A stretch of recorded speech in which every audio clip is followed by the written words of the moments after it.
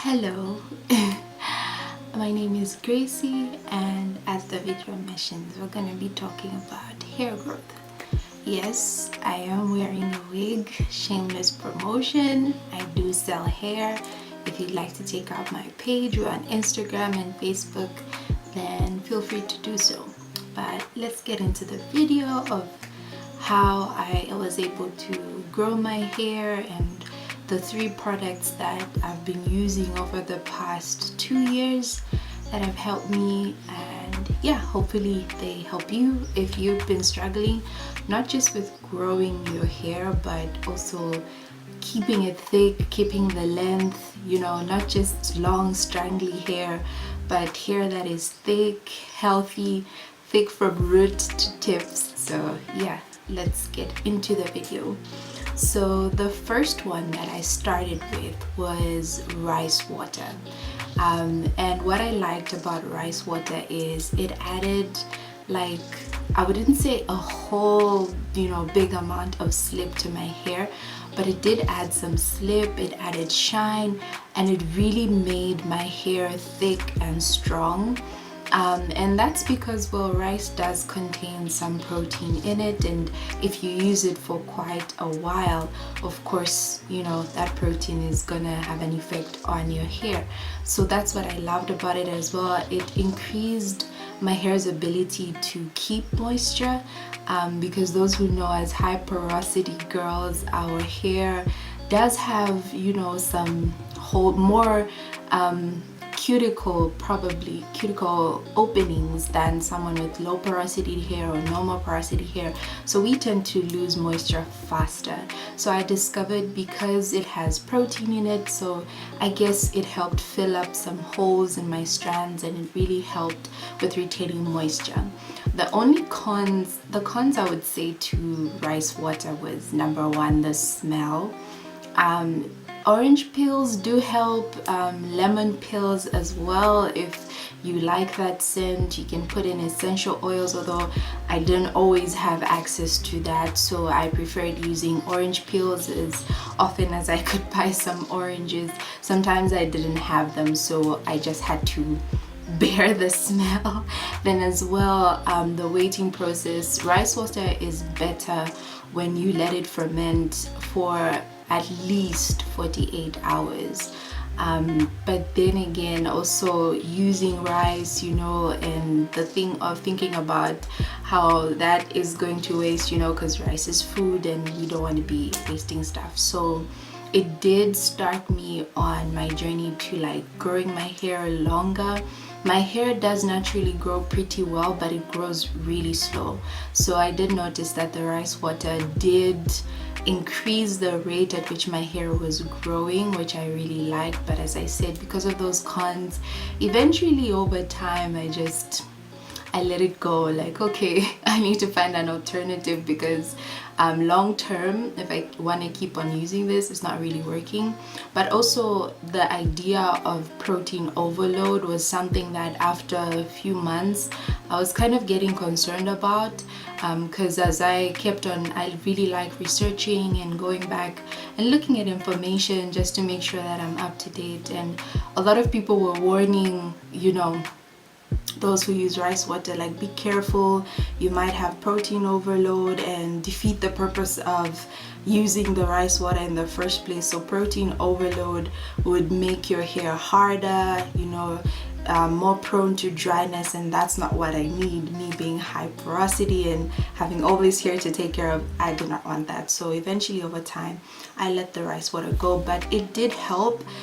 So I think it's something that you can use maybe perhaps as a protein treatment for those that like to do them. I myself am still learning more about protein treatments and when to do them, when's the right time to do them. So that's something you can look into. So that's the first product that I use to help my hair grow.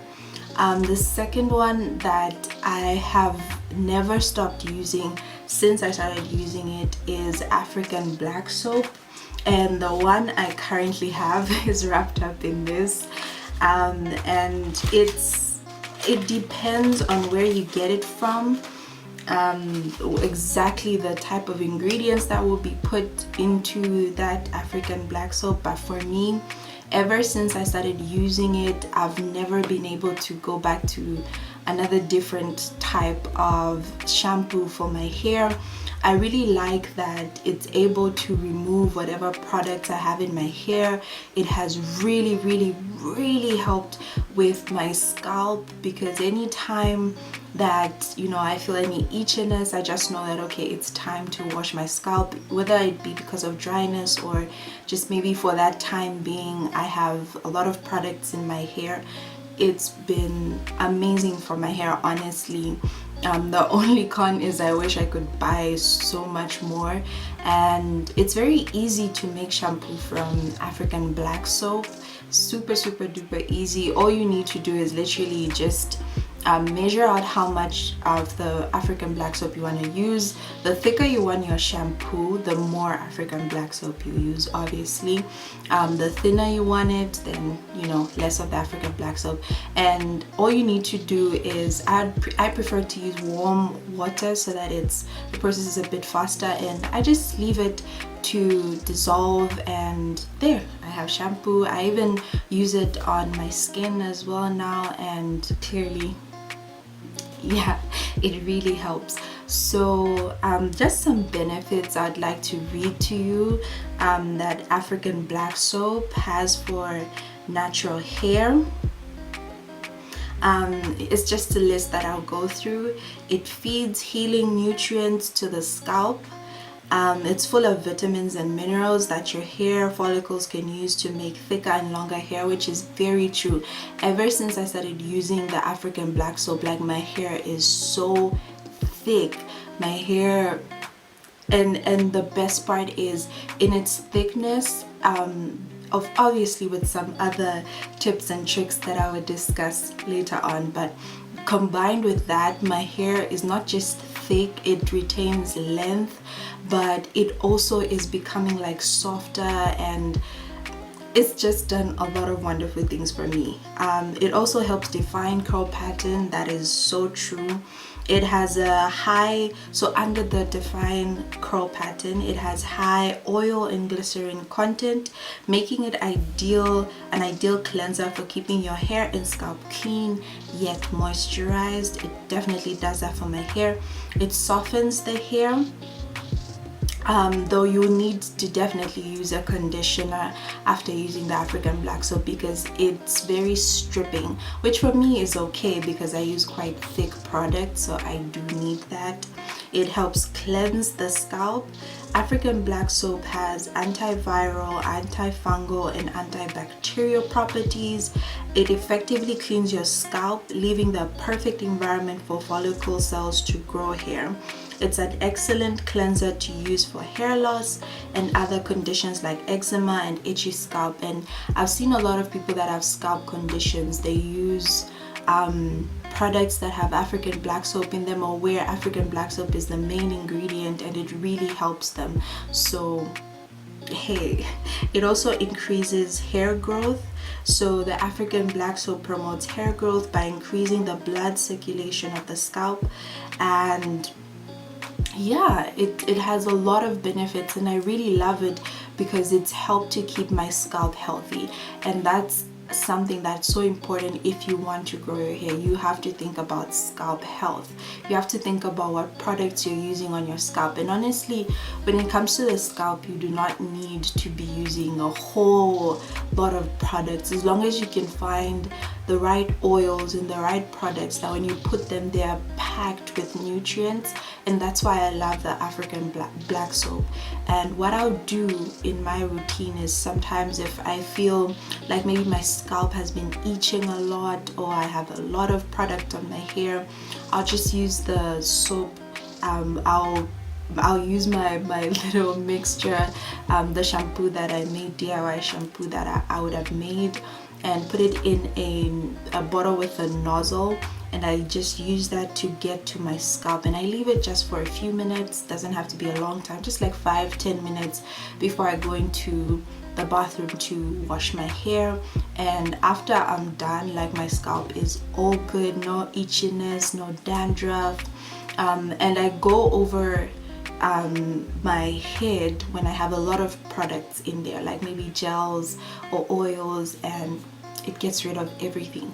So I really love the results that I've gotten from using African black soap, and yeah, that's something that maybe you need to look into. So the next product that I've been using, and for me became a replacement for the rice water, is flax seeds. Now specifically, I make DIY flaxseed gel, and probably right after this, that video would have been out, so you can check that out. Easiest and fastest way to make flaxseed gel, no mess left behind, super easy. Like, you would be shocked just how easy it is. So make sure you check the video, should be in the card somewhere here or here, but yeah. And what I love about flax seeds, especially that I found such an easy method to make, is I didn't have to deal with the smell. Then as well, because it's versatile in the sense that you can make it thick, you can make it thin and very watery. So I try to go for like an in-between consistency, because I use flaxseed gel especially when I have my protective styles especially like now I have cornrows, which has become my staple protective style over the past year, and it's really helped me to keep my ends healthy. But yeah, back to the flax seeds. The flax seeds have become like my weekly moisturizer during the week. When my scalp is feeling itchy or dry, I just grab my DIY flaxseed gel and put it on my scalp, and my scalp is soothed. And because it has so much water in it, it's also moisturizing to my hair. The only thing with the flaxseed gel is the thicker it is and the more you use it, of course there's gonna be, I wouldn't say a whole lot of buildup depending on how many products you use in your hair. I wouldn't really call it buildup, but definitely you need to wash it out so that, you know, it can still be able to deliver the nutrients to your hair. Then as well, I'd like to go through some benefits of flaxseed gel for your hair. It's moisturizing. It does have some oil in it, so it will leave behind some oil on your strands, which is great for us high porosity girls. I mean, we're always on the look for something that will help us retain moisture, because that means our ends stay healthy, that means we retain our length, that means our curls are popping. Then as well, hopefully, depending on where you are, it's available to you. It's definitely more sustainable than than the rice water I was using, because I was like, this 500-gram pack has been there with me for months, so I really love that.